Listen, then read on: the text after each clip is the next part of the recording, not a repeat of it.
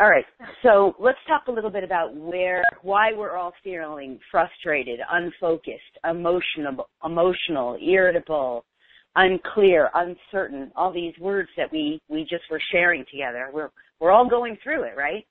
The last big intense shift was during July and August. Now,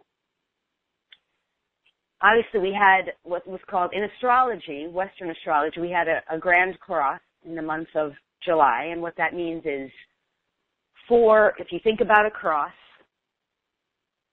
you got a cross, and you got 4 polarized extremes in the cross, 4 ends of a cross. This has nothing to do with religion.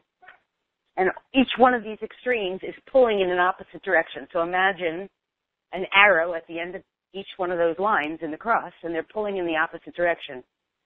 And so what that cross grand cross was doing is basically pulling and stretching us all in multiple directions. And here we are going, what direction do I want to go? And all of us are feeling the pull. We're feeling the stretch. And the ego is trying to cope, the human ego, trying to make its way through. And it really doesn't know how, because this is time for the ego, essentially, in a way, to die. That's what's happening on planet Earth, the death of the ego. It's not that the human dies, it's that we're realizing that the analytical left brain egoic structure is not serving us anymore.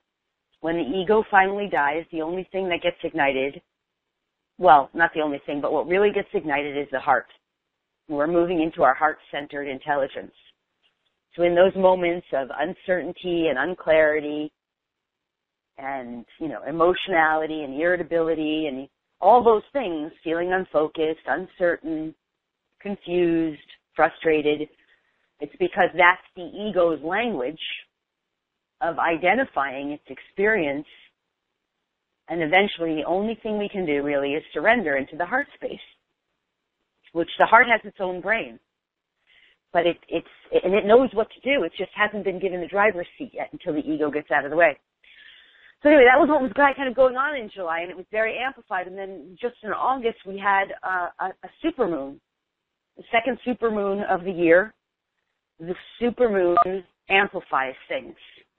So whatever your experience is, whatever you're going through, it feels really amplified, like amplified to the nth degree.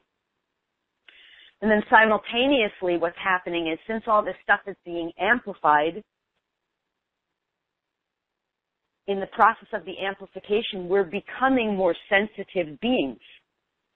So things that we used to be able to tolerate, or that we might have been, I'm going to put quote unquote, in harmony with, like in other words, irritable things, we used to be carrying that stress around with us. And we were just acclimated to it. It was part of our everyday experience. However, since we're becoming more sensitive, we have less and less tolerance to this, because we're no longer aligned with stress thresholds that we used to tolerate. We're less tolerant of stress thresholds that we used to put up with, we used to be acclimated to. So I'll give you a perfect example of this. And supermoons, like the one that just happened in August, is when this kind of stuff happens. Perfect example. In my family, where I am in New York right now, my family's house, the phone rings off the hook. It doesn't stop. Every 2 minutes the phone's ringing. And the first few times in the day, I can sort of handle it. By the middle of the day, I start getting pissed off and frustrated. By the end of the day, I'm cursing at the phone. And by the real end of the day, I cannot listen to it. I have to just leave the house. It seems like something so little. My parents are like, what's the big deal? It's just a phone ringing. But the thing is that they're used to a stress level that their body is just absorbed that. It's just used to it, vibrating in harmony with a certain stress level.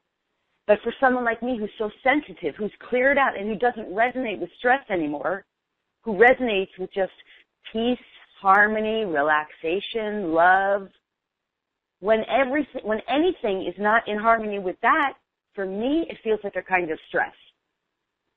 So I'm using a very simple example, but that's what's going on for everybody. So I'll give you some parallel examples. Maybe now you might be around perfume that you didn't used to like perfume. Maybe now sounds like drills or lawnmowers or leaf blowers bug you when you used to be able to tolerate them. Maybe people that you're near that you used to get along with or you used to be able to work with, now you just can't. It's not that you don't love them, you just can't be near them anymore. They stress you out. Maybe the news, you used to watch the news, you used to be able to handle the news, now you can't handle it. It's stuff like this. Maybe it's commercials. All these things happen to me. Commercials. You used to be able to listen to the commercials, but that amplified sound of the commercials starts to just get under you. Maybe it's just that you just can't, you feel like that heightened level of stress in general. And I'm using stress as the word, but it could be any of these words. Unfocused, frustrated, emotional, irritable, any of those kinds of words. Substitute any of them, and that's really what's happening. That at least helps explain, I think, why we're going through this, because these energies are amplified. And there's things happening on the planet just recently that have created this these experiences.